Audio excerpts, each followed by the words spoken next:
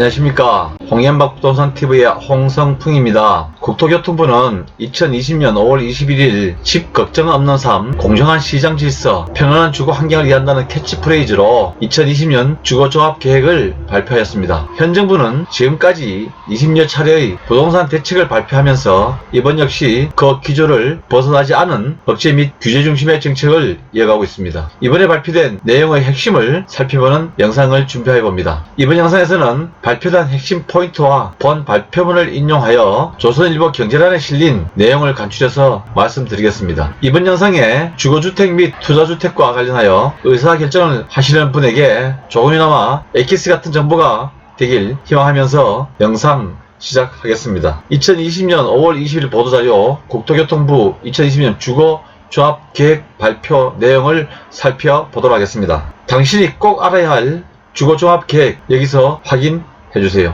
보도자료 한번 살펴보겠습니다. 국토교통부에서 발표한 자료고요. 2020년 5월 20일 날 발표하연 자였습니다. 집 걱정 없는 삶, 공정한 시장 질서, 편안한 주거 환경을 위한 2020년 주거종합계획 발표입니다. 자, 먼저 국토교통부 장관 김현민은 주거정책심의위원회 심의를 거쳐 2020년 주거종합계획을 확정 발표하였습니다. 먼저 핵심 내용을 4가지를 살펴보면 주택시장의 안정적 관리 및 지속, 주택시장의 안정적 관리 지속, 소비자 중심의 공정한 주택, 토지의 시장 질서 확립, 포용적 주거환경 성과의 가시화, 편안한 환경, 주거환경 조성 및 미래형 주택 실증, 이렇게 4가지로 들 수 있겠습니다.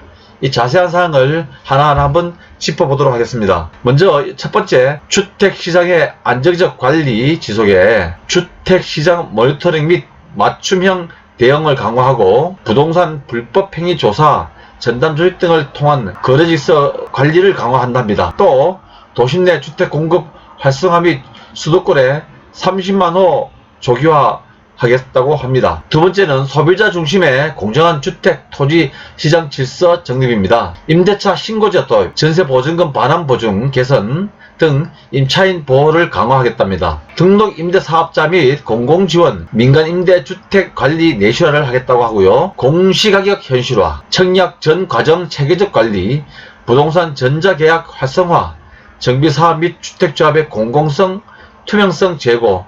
오늘 본 영상에서 주로 살펴볼 내용은 이 2번 소비자 중심의 공정한 주택, 토지 시장 질서 정립에 관련 내용으로 한번 살펴보도록 하겠습니다. 세 번째는 포용적 주거복지 성과의 가시화입니다. 공공주택 21만호 공급 및 20년 장기 공공임대 재고율을 8%를 달성한다고 하고요. 주거급여 약 113만 가구 지원 및 구입, 전세자금 대출 29만 가구를 지원한다고 합니다. 또 비주택 가구 및 저소득층 주거 지원 및 수요자 특화형 주거금융 지원 확대를 통하고 공공임대주택 유형 통합 본격 추진해서 쪽방촌 및 낙후 주거 공간을 재창조한다고 합니다. 인구구조 변화에 대응한 1인 가구 주거 지원 및 빈집 관리 강화도 한다고 합니다. 네 번째는 편안한 주거 환경 조성 및 미래형 주택 실증에 대해서 공동주택 하자 관리, 성능 향상 등 품질 제고 및 입주자 관리 강화를 한다고 하고요. 장수명 주택, 머밀러 주택, 스마트홈 등 미래형 주택과 기술 실증을 강화한다고 합니다. 먼저 조선경제신문에 난 걸 보면 임대차 신고제란 전월세도 매매처럼 신고 안하면 과태료 물어요 하는 건 2020년 5월 20일자 조선경제에 난 내용을 가지고 여러분에게 말씀드려보도록 하겠습니다. 주택법이 어떻게 바뀌느냐, 이게 아까 말씀드린 두 번째 소비자 중심의 공정한 주택 토지 시장 질서 확립입니다. 임대차 신고제란 무엇인지 살펴보고요.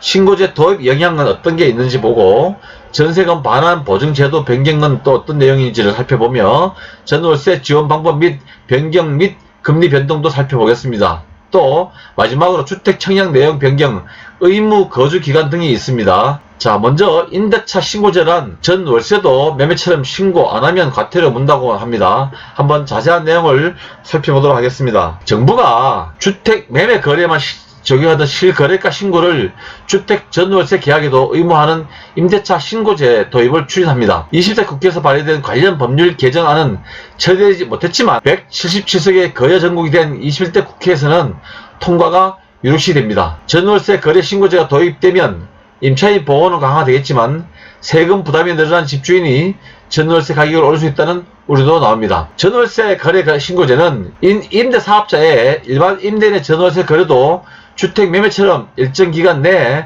실거래가로 지자체에 의무적으로 신고하도록 하는 제도입니다. 지난해 더불어민주당 의원이 발의한 부동산 거래 신고 등에 관한 법률 일부 개정안에 따르면 전월세 개정 때 30일 이내에 임대계약 당사자와 보증금, 임대료, 임대기간 등 계약상을 중개인이나 임대인이 관할 시군구청에 신고하도록 했답니다. 신고하지 않거나 허위신고가 적발되면 100만원에서 500만원 이하의 과태료가 부과된다고 하고, 국토부는 올해 12월까지 관련 법률을 개정해 임대차 신고제를 도입, 내년 12월부터 시행할 계획이라고 합니다. 이제는 거래 허가제, 임대차까지도 신고를 하도록 해서 모든 임대와 관련된, 임대주택에 관련된 수입을 다 들어보겠다 이런 것 같습니다.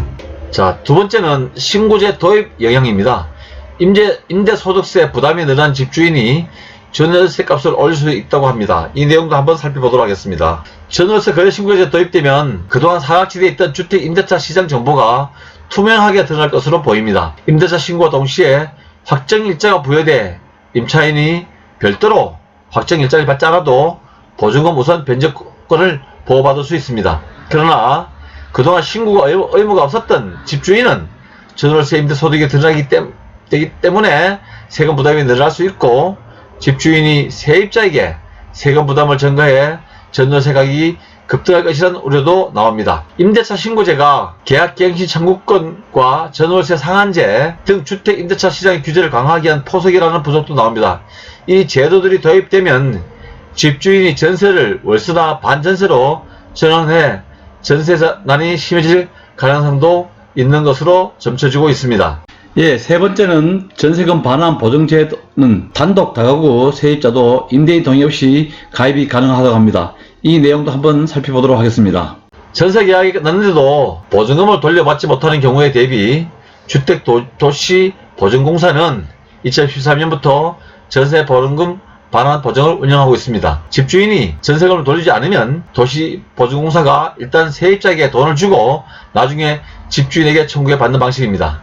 지금까지는 단독 다가구주택 세입자는 집주인의 동의가 없으면 전세 보증금 반환 보증에 가입할 수 없었지만, 올 하반기부터는 집주인의 동의 없이도 가능해질 전망입니다. 또 올 연말부터는 집주인 또는 세입자가 전월세 계약 연장 의사가 없다면 적어도 2개월 전에는 상대방에게 알려야 합니다. 현재는 1개월 전까지 알리면 되는 것으로 나와 있습니다. 자, 네 번째는 전월세금 지원 방법은 저소득층에게는 현금 보조를 하고 청년과 신혼부부에게는 저금리 대출을 한다고 합니다. 이 내용도 살펴보겠습니다. 정부는 올해 서민주거 안정에 총 32조 원의 예산을 투입할 예정입니다. 저소득층의 전월세 임대료를 현금으로 직접 보조하는 주거급여 사업이 대표적입니다. 지원 대상은 지난해 중위소득의 44% 이하에서 올해 45% 이하로 완화해 대상 가구가 104만 가구에서 113만 가구로 늘어났습니다. 서울 4인 가구의 경우 최대 41만 5천원까지 임대료를 지급받을 수 있습니다. 신혼부부와 청년층, 서민 무주택자 등 21만 가구를 대상으로 전월세 대출 지원도 확대됩니다.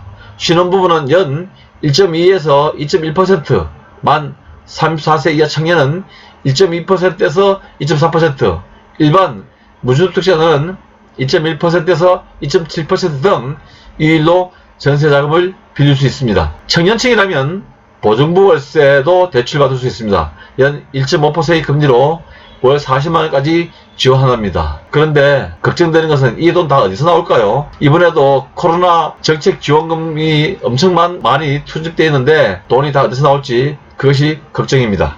자, 다섯 번째, 청약시 주의할 점은 분양가 상한제 적용 주택에 대해서 의무 거주 기간이 거쳐야 한다고 합니다. 이 내용도 살펴보겠습니다. 올 8월부터 민간 택지 분양가 상한제가 본격적으로 시행됩니다.